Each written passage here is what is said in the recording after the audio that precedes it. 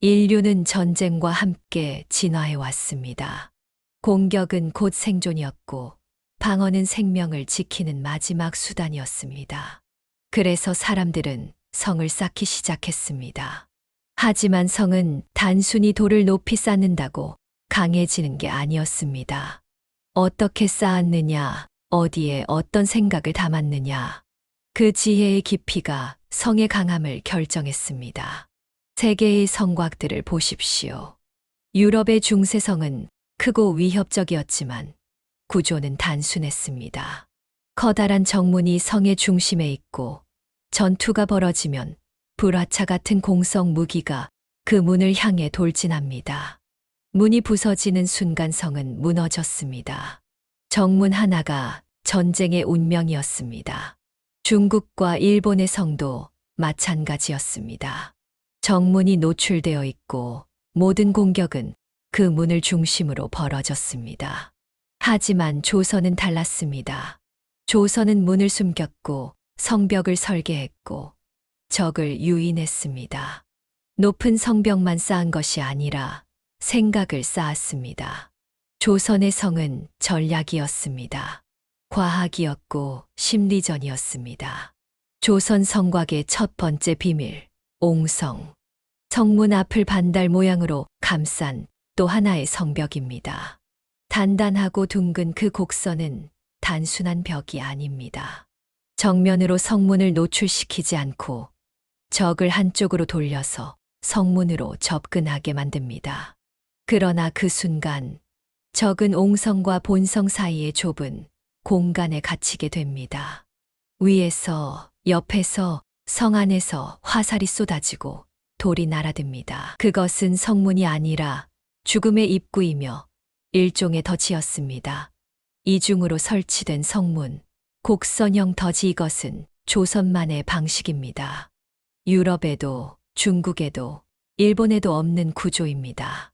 성문을 정면에서 감춘 채 적을 가둬서 사면에서 공격하는 이 전략은 조선의 축성술이 단순한 건축이 아닌 전술이었다는 증거입니다.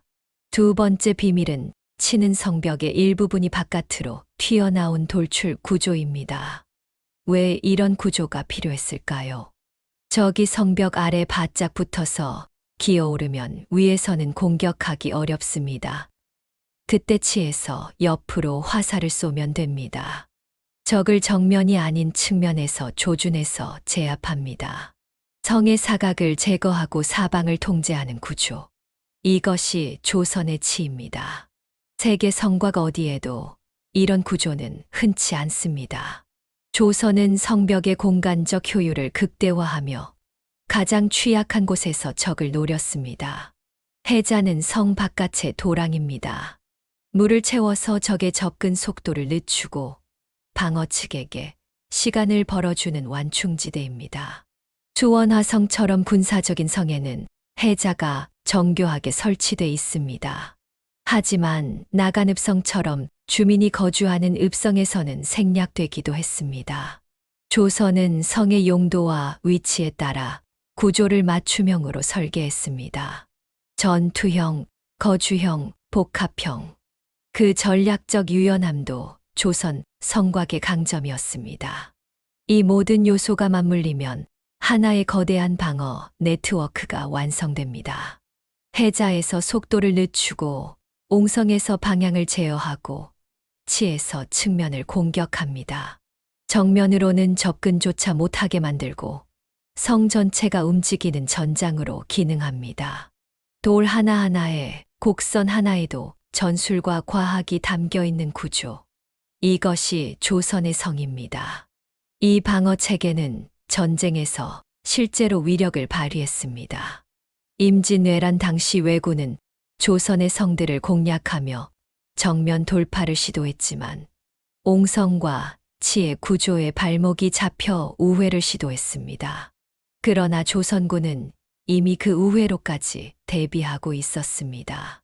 적은 예기치 못한 반격에 무너졌고 성은 지켜졌습니다. 조선성은 말 그대로 예측하고 설계된 전쟁이었습니다. 전투가 아닌 전술, 구조가 아닌 전략이었습니다. 이런 조선의 지혜는 지금도 눈으로 확인할 수 있습니다. 전라북도 고창읍성, 반다령 옹성이 그대로 남아있는 유적입니다. 성문은 보이지 않고 성벽의 곡선만이 돌처럼 말을 겁니다.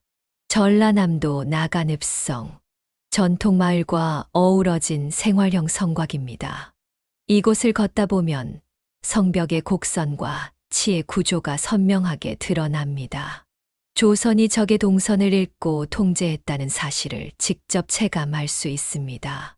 그리고 수원화성, 조선 축성술의 정점, 정약용의 설계, 거중기의 활용, 구조별 기능 분화까지 그야말로 종합적인 전략의 완성체입니다.